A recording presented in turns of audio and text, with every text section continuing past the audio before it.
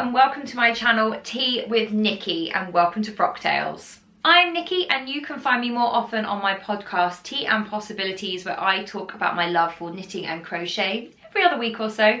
But here on Frock Tales we will be talking about my other love, costume drama.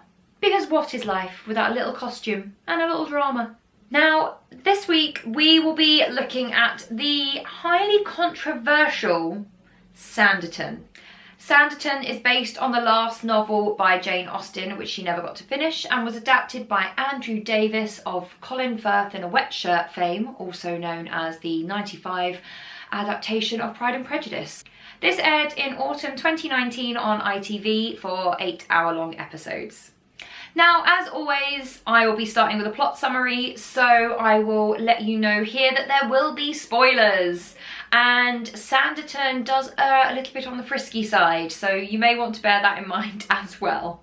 So it's really difficult to summarise Sanditon really, because a great deal happens, but I'm not sure how much of it is actually relevant. Our heroine is Charlotte Haywood, and she meets the Parker family, who invite her to Sanditon, which is a new seaside resort being built. Tom Parker is the one responsible for this, with the financial backing of Lady Denham. Now, Lady Denham has a plot point all of her own. She's fairly elderly. She's got these 3 people buzzing around hoping to inherit.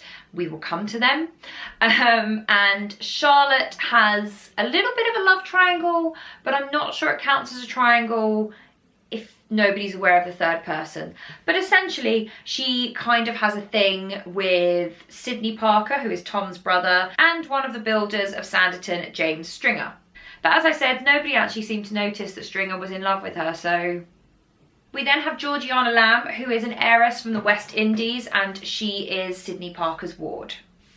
Now, all of these strands come together and move apart, and it's just all... It gets very messy, I have to say, and there are whole episodes where not a lot seems to happen, and then there was another episode where someone got kidnapped, and this happened, and like a million different things happened. I thought the pacing was really off. So you can probably tell I'm not going to have a great deal to like about this series, so I'm just going to kind of break down what I liked and didn't like about each plot point. That's probably the easiest thing to do here. So let's start with the central love story. Now, I don't know about you, but when I tune into a Jane Austen, I'm there for the romance. I have watched Pride and Prejudice a million times, both the film, the zombies version, the series, and I am there for the love story.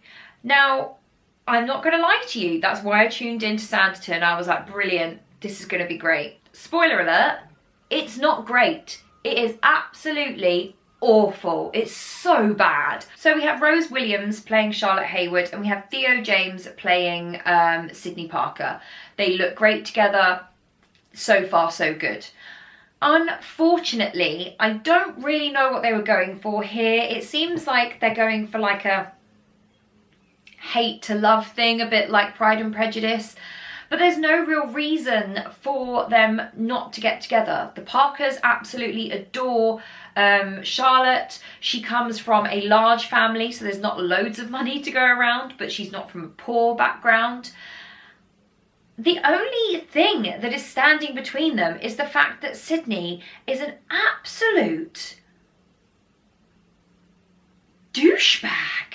Like, he is the worst human being. There are, I think in the course of 8 episodes, he literally shouts in her face about 8 times. And then at one point, the moment that I think we're supposed to buy as the great romantic moment, he comes in and says to her, I am my truest self when I'm with you. And I'm just like, no, where's my red flag? Red flag, no, that is not okay, because your truest self is an absolute donut. You are so horrible. How is that a compliment? Charlotte needs to find somebody whose true self is just really lovely around her. Or, if their true self is someone horrible, somebody who doesn't feel the need to share that with her. Because he is shouty, he is aggressive, he is rude, he is horrible, and there is no amount of butt shots that is going to change that. Because yes, we get butt shots. Theo James is trotted naked in and out of the ocean so many times, it was absolutely scandalous. I couldn't believe it. And then, To cap it all, I've invested literally the equivalent of a working day in this nonsense, and then they don't get together. He declares he's in love with her, blah, blah, blah.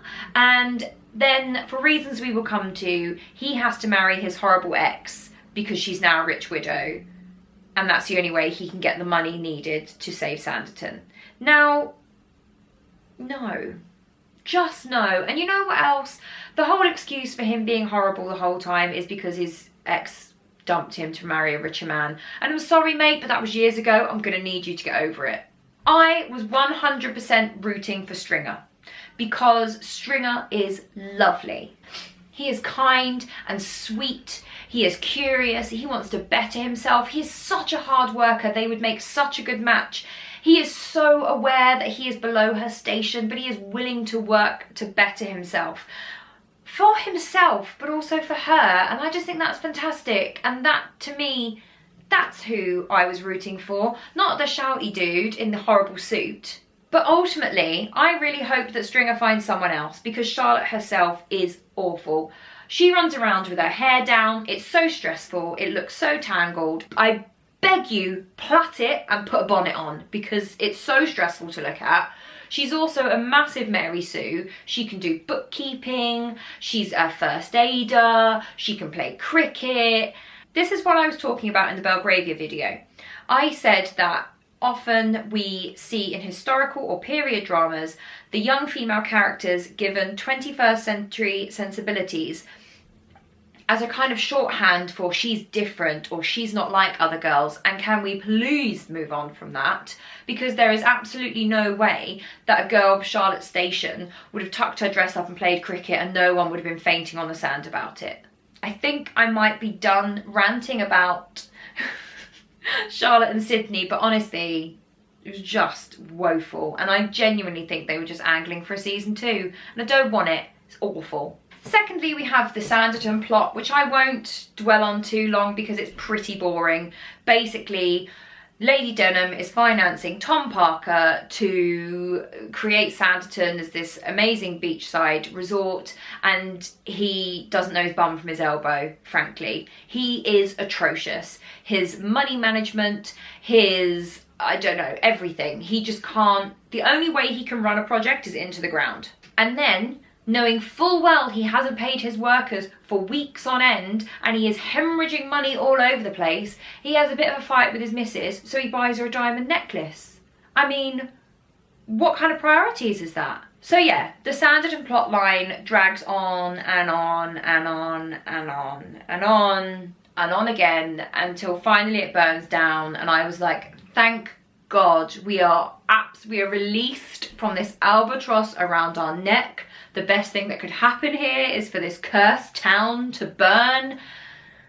But no, that's when Sydney decides that he has to help. So he marries his, well, he doesn't marry, but he's going to marry his super rich ex. I mean, sure, personally, I wouldn't put my happiness on the line to support my brother, who has proven time and time and time again that he is incapable of pulling this off. Like, if he was going to bring in a new project manager or somebody, okay, fine. But I feel like he's just going to give the money to Tom and Tom's just going to blow it again. Just so dumb. So dumb. Next up, the Denham fortune. Now, this, I mean, to be honest, I struggled to concentrate on this series because it got so bad at so many points. But I really struggled with this. So you've got Lady Denham, who doesn't have any children. And you've got Clara Brereton, who's like her companion and apparently some kind of poor relation. And then you've got Edward and Esther Denham, who are siblings? Step-siblings? That is never made clear because they both appear to be called Denham. So I don't really know what's going on there, but there's some weird like sexual romantic stuff. So I'm not entirely clear what was going on there, but basically they're all after her money, Lady Denham's money. And that for some reason leads Clara and Edward, who hate each other, to have an encounter in the woods. And then later on, when Lady Denham they think is dying, they find her will, and apparently this is so arousing They can't help themselves, despite the mores of the time. They cannot help themselves, and they literally have sex right there on the floor of like the reception room or the receiving chamber, wherever it is that Lady Denham is always hanging out with her friends. And it just blows my mind, because this is an era where if you were that high class, you were never on your own. That house would have been full of servants. There would have been someone coming around the corner with tea any minute. It blew my mind. It was just so weird. The one good part of this plot line was, for me, pretty much the only saving grace of this entire show, which was the Esther and Lord Babington plot line. So Lord Babington is a friend of Sydney's, like a fashionable young friend who is brought down from London to kind of show people like, hey, this is where the cool people hang out, in Sanditon. And he meets Esther and he falls in love with her. Now, quite apart from the fact that he's wearing some kind of artful dodger hat, even though he's supposed to be super rich, we'll put that aside, because it's so lovely. Like, I genuinely rooted for them.